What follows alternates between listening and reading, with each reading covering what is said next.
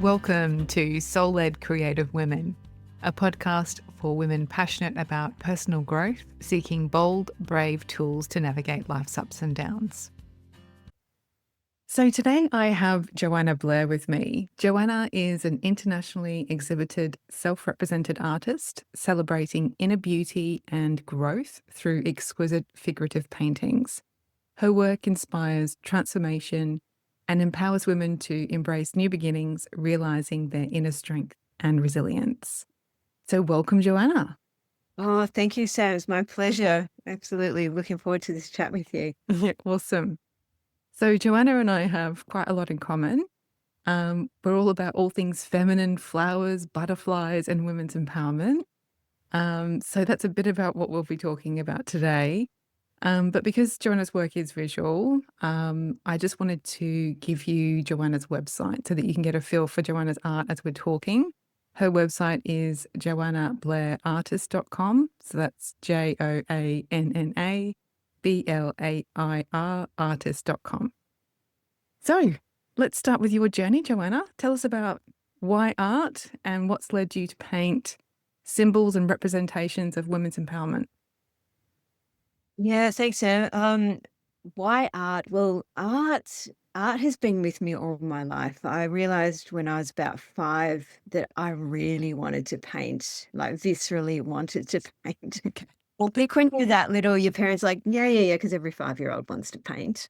And it's sort of through my primary school years and things like that, I was really serious about it. And I don't know, I think just when it's in you, and when you're really young, you sort of haven't had anything beaten out of you yet, you know what I mean? So I think by the age of 12, I applied for an art school. I sent some of my work in and I got accepted into the school until they found out that I was only 12. And Okay. my parents didn't know that I'd done. Wow. So So that was kind of, and at that point, I could see that it was like, yeah, but you need to get a qualification. You need to think about your future seriously. And the art is nice, but you need to think more seriously about what you can do with yourself. And so going into my teenage years, I kind of went in and out of the art. And Mhm.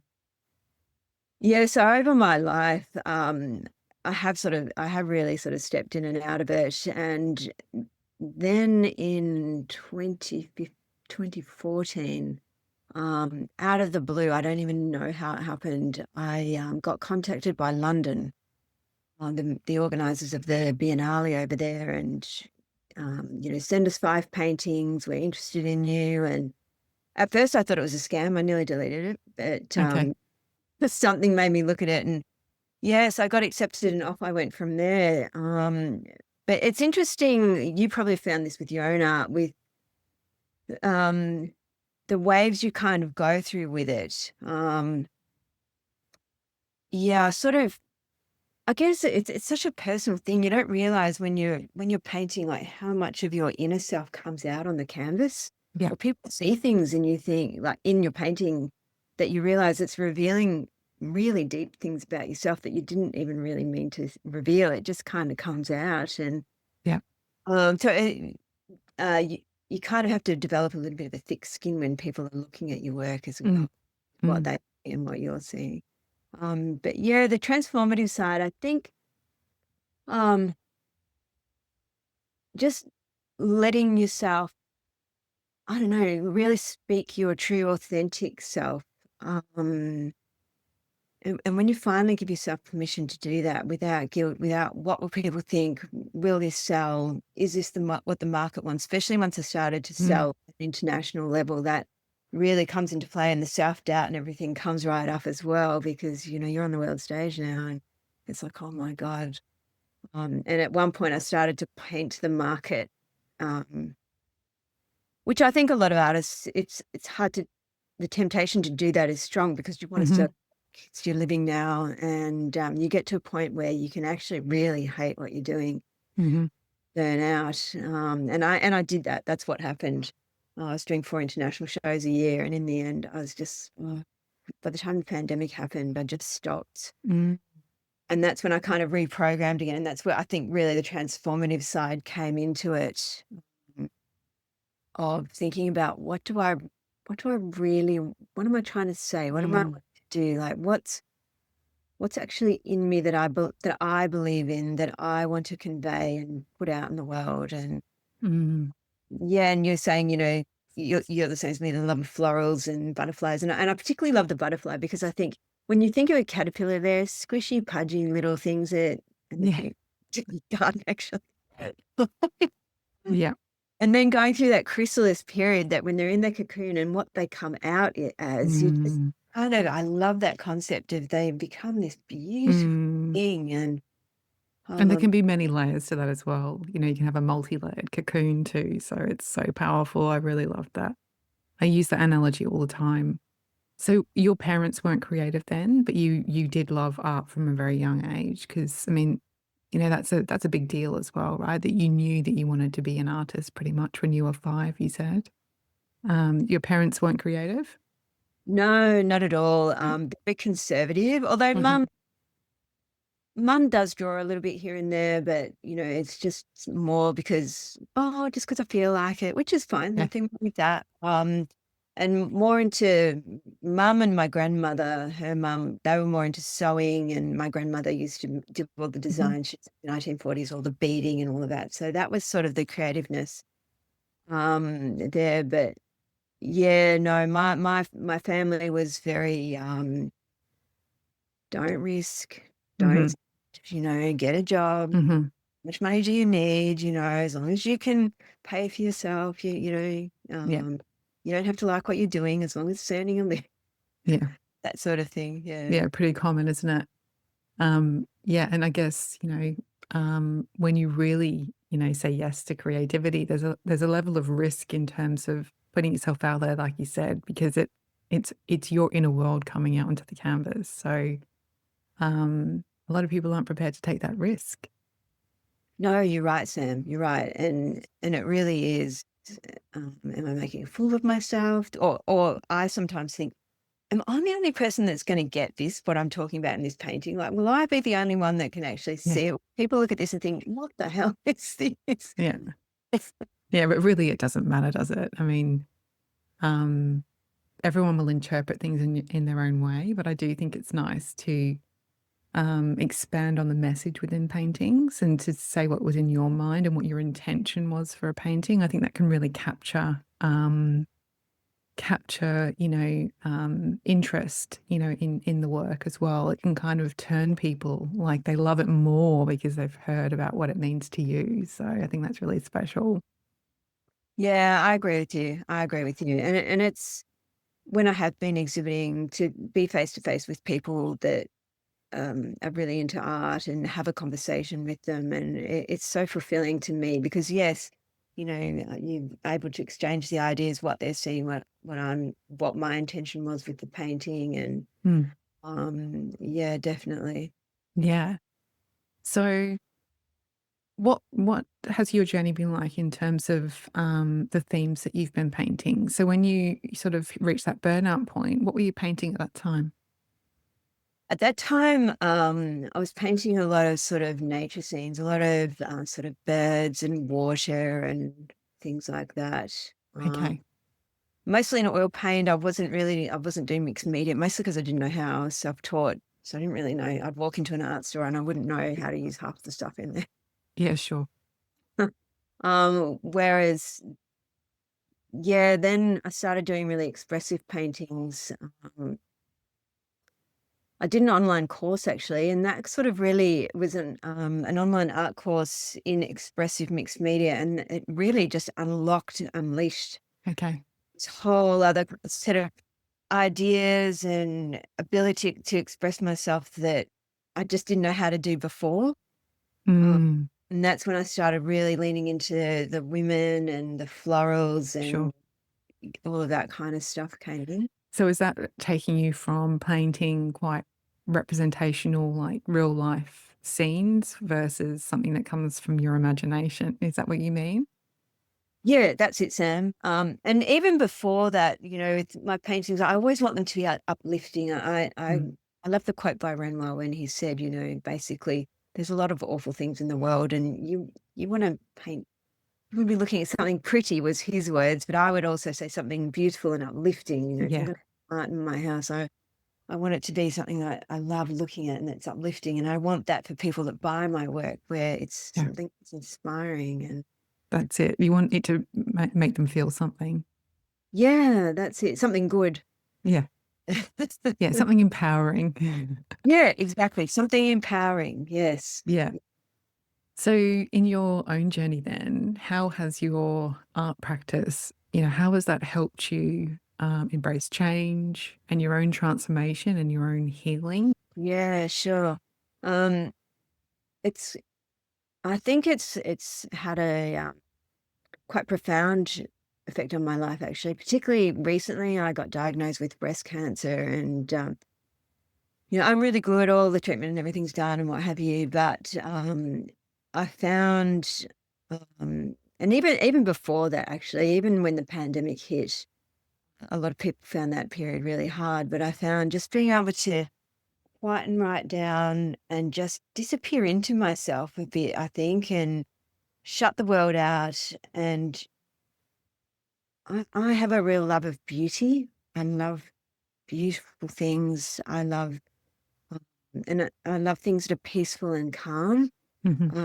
And I think art gives me that, where you just on your canvas, you kind of disappear into it and throwing around ideas. And I'll often, these days, what I do is I'll create the painting digitally on my computer first. And I just find it's a lot easier to sort out problems digitally Sure. rather than put it on my canvas. And now I think, God, how am I going to fix it? Is that Uh, with drawing it or with using reference images and doing a collage, or how do you do that? yeah, I often will do it with a collage, a sort of Yeah, I, of I do the same. ideas. Mm, Yeah, it's so much easier, isn't it? Because I'll see something and I think, oh, I love that. And, and combine the elements. And then yeah, that gives me like a bit of a roadmap to follow. Doesn't always turn out that way on the canvas once you start yeah, painting. But, yeah, so I find painting just gives me that peace, and yeah, just to sort of really look inside yourself, and also, to make me realize what actually is important to me and what's not, yeah, because, when I'm thinking about what's the message I'm trying to convey here. yeah, Yeah, so that's how I find. yeah. I mean, for me, it's starting a conversation with your soul, right? It's being able to quiet, write down, shut out that noise that exists in our everyday lives and tune inwards. So, so powerful. Yeah, and I think, a lot of upbringing and a lot of school, certainly my generation, it really is, you're really turned away from that, oh, you're going to be the starving artist and this and that and the Yeah. other. It's kind of really ignored or discouraged in a lot of ways. I've sort of found it does Yeah. take courage to, as you say, listen to your soul and what you really love to do. Yeah. But it does sound like, in your own journey that you always kind of were tuned into that voice, that artist because you were still kind of dabbling. Do you know what I mean? Whereas I think for a lot of people, they don't even dare to dabble because of this, restriction in terms of skill level, and when you're not encouraged, if you don't have parents that are creative or arty, then, it's a big leap for a lot of people. So, yeah, it sounds like you've always tuned into that voice, which is really powerful. Yeah, yeah, no, I agree with you, Sam. And I think, yeah, just to not squash it, just to not squash it, Mm. just to Mm. let it bubble up, and then I'd sort of start on it again. And yeah, then you'd kind of be sidetracked and go down other roads and then come back to it again. And yeah, it's interesting to even myself when I just look back on it, as you say, it's sort of always bubbled along there. And Yeah, yeah, so big bubble. cool. So I've seen on your website that you use a lot of symbols and hidden meanings, and you like to tell stories in your art. Tell us a bit about that side of your work. Yeah, no, probably the most obvious part of it is at the moment, well, I choose flowers when I've got an idea in my head. What is it that I want this painting to say? Then I'll research what flowers symbolize those meanings and things like that, and design them into the painting. But this series that I'm working on at the moment, called "When One Door Closes, Another One Opens," I've put a hidden key into each painting, and they're those beautiful. I chose those beautiful Regency keys because they're a work of Okay. art themselves. Hmm. And I just love the idea that a key, because I think it's true of everyone.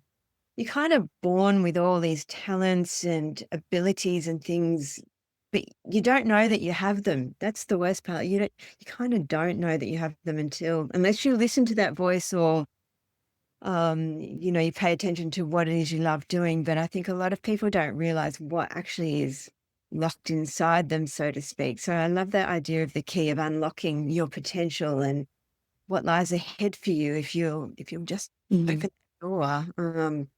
And I've also done, in this series, I've embedded a QR code in each painting as well, just a small one. You've got to try and find. Oh, okay. Interesting. And with that, I've linked it to things that are to do with that painting. Like one of the QR codes goes to a poem by Maya Angelou, and it's her Oh, poem. beautiful. Yeah, I love her. And her poem is "Still I Rise," and just the way she speaks and how powerful she is Mm, with her words, and talking about, you can knock me down, you can try and mash me into the dirt or whatever, but I will still rise. And mm. that, you're amazing. And another QR code goes to a song. It's Lizzo's song, "Good as Hell," which is basically Okay. in her song. She's talking about relationships, and leaving something that no longer serves you, and don't let someone dim your shine, and Mm, after yourself and reclaim your power. But I think that's true of a lot of circumstances, not just a relationship. And so wanted to add that good. extra layer in of just remember that you're amazing. Yeah, that's so cool. I love that. That's really fun. And I also love the combination of poetry and art. I've been playing around with it myself. Do you write your own poetry or do you kind of find the inspiration from others? Bit of both, really. Bit of Hmm. both. The last series, Beyond Boldness of Resilience, I wrote the poetry myself. Okay. But I thought, oh, for this series, I thought, something that's a bit more Yeah, compelling. So I'd still do the story, so to speak. But yeah, with the QR codes, I thought, oh, get them to go to something that's that's fun. expected. Yeah. That's so fun. That's really good.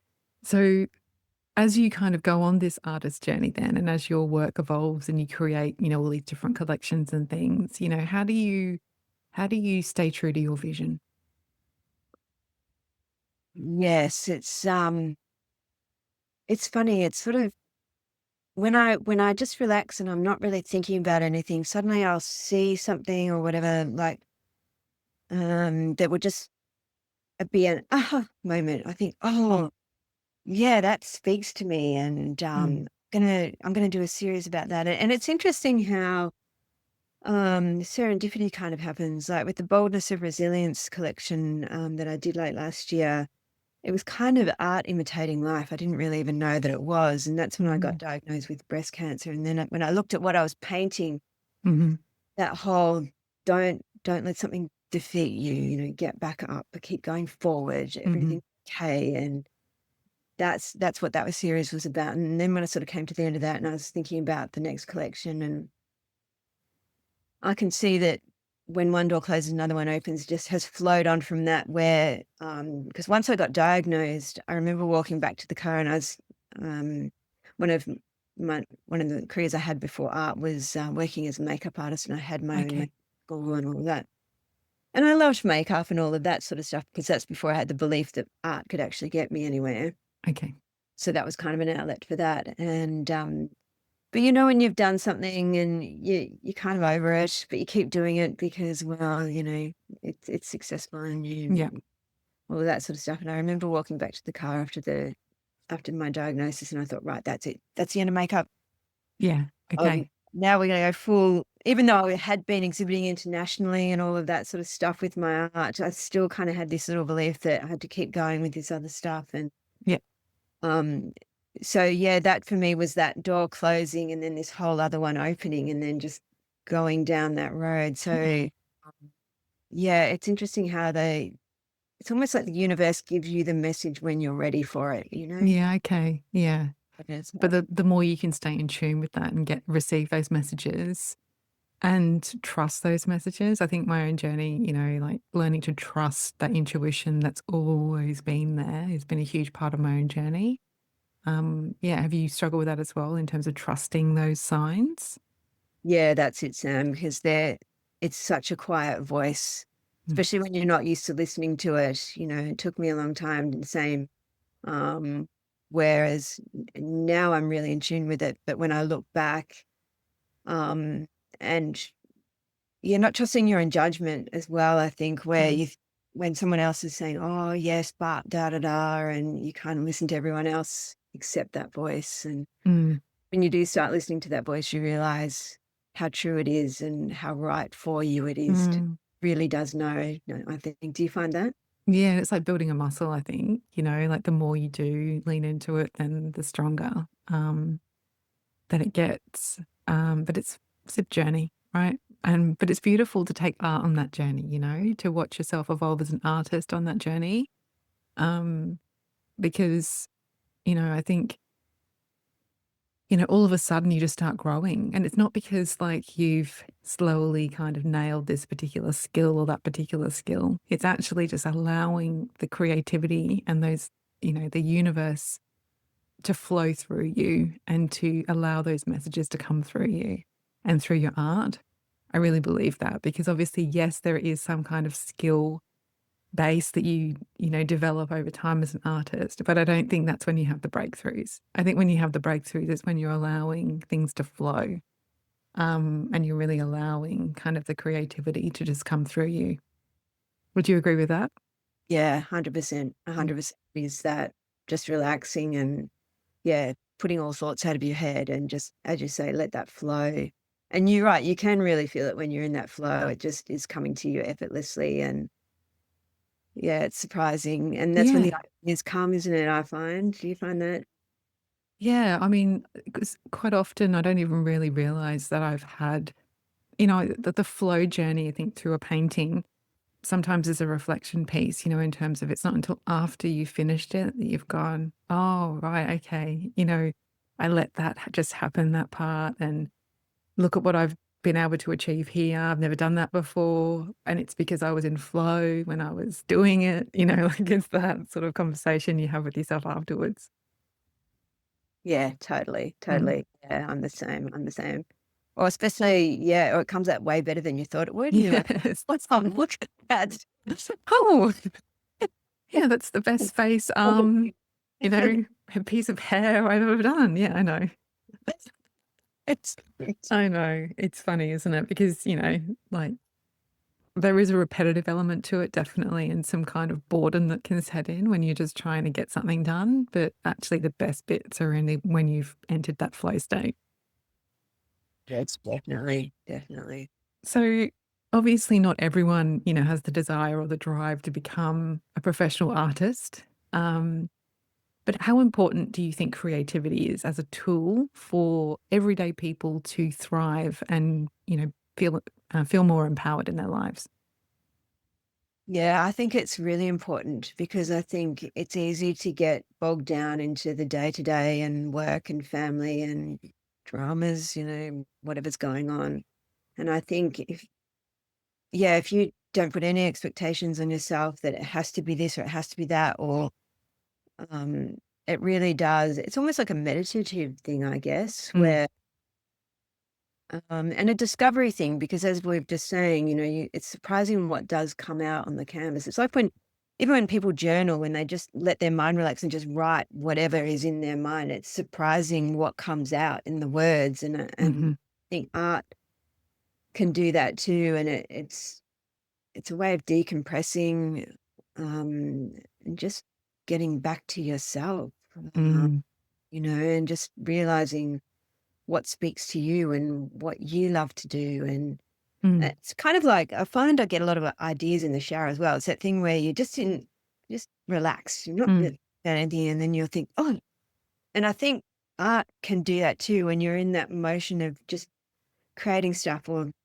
it, that comes to you as well, an answer to a problem that you've been Yeah. grappling suddenly comes to you, or an insight that you think, "Oh my god, I never realized," and you can feel it in yourself that that actually is the Mm. right answer, or what, and I think art has that ability.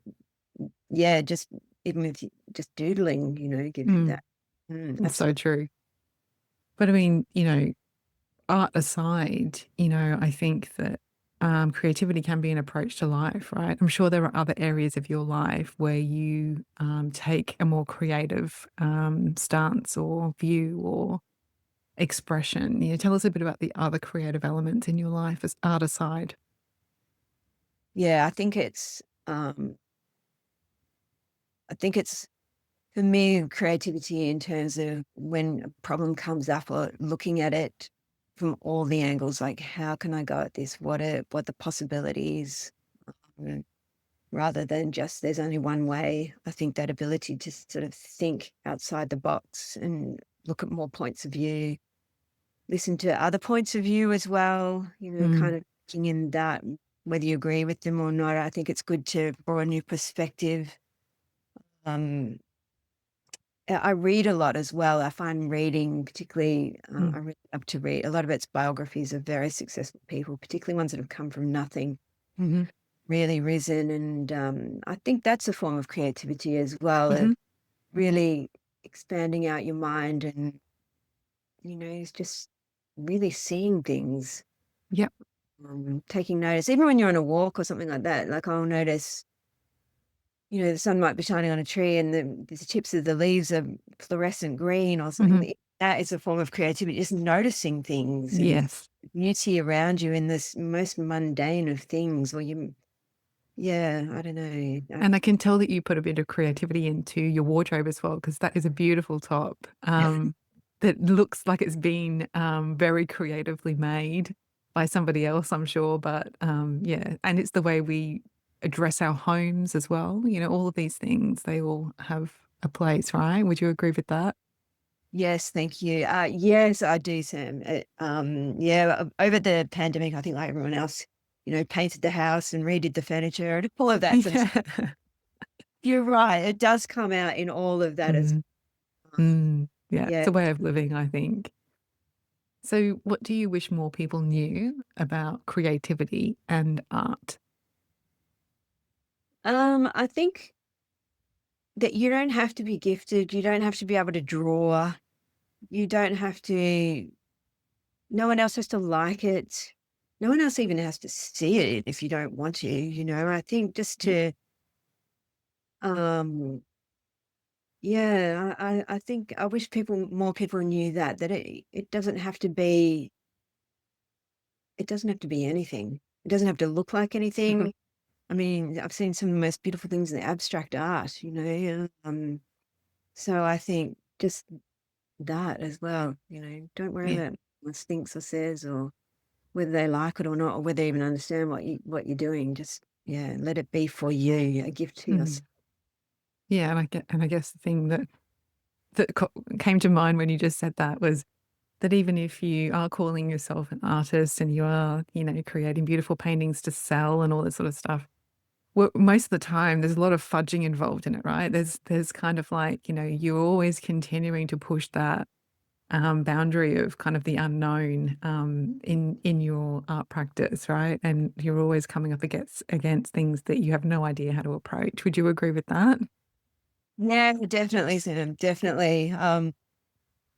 Yeah, 100%. You'll come up with an idea, and I'll think, how am I going to portray this? And you start trying to get it on the canvas, and you're just looking at it, thinking, oh my god.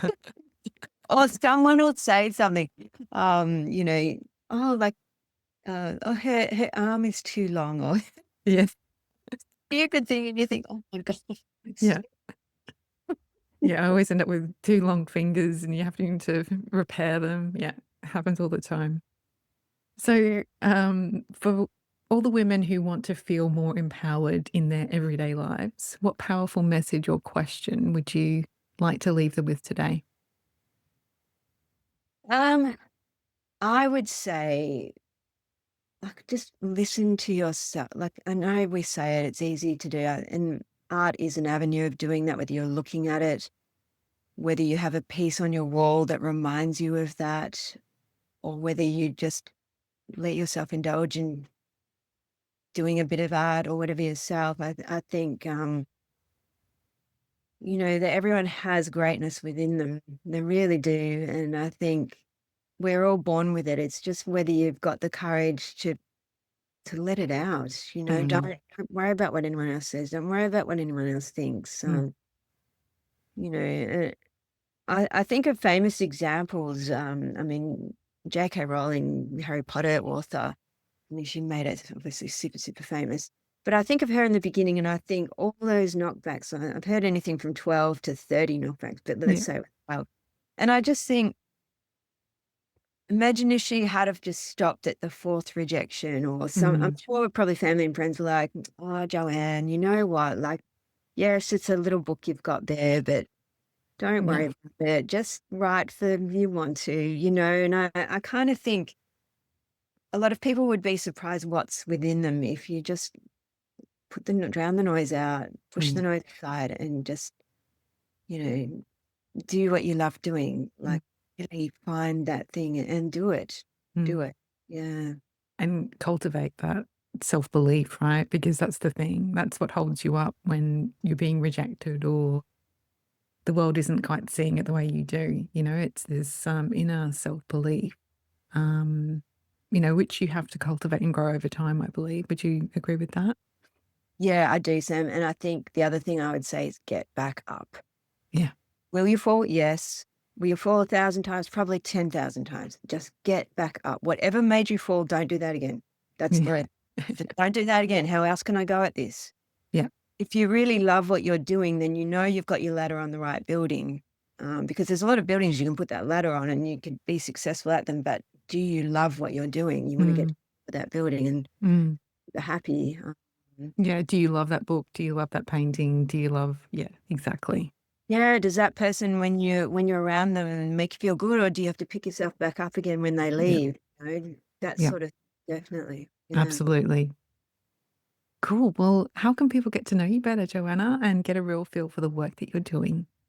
We've already mentioned my Mhm, website, but I'm on Instagram, Joanna Blair Artist. mhm. Also on Twitter or X as Jo Blair Artist. I'm on there as well. And Facebook, Joanna Blair. Yeah. So Awesome. Thank you so much for coming and chatting with me today, Joanna. I really loved our conversation. Thank you so much. well, my pleasure, Sam. I truly enjoyed it. Thank you so much for having me as your guest. True privilege. Thank you. Hey, Sam here. Thanks so much for listening to the end. If you'd like to keep the conversation going, I would absolutely love to hear from you. Join my free soul-led creative community and gain access to free guides and resources, plus exclusive events and workshops, all from within the members area. This is your chance to connect with me and other like-minded souls. Please head to samhorton.co/community. Take care.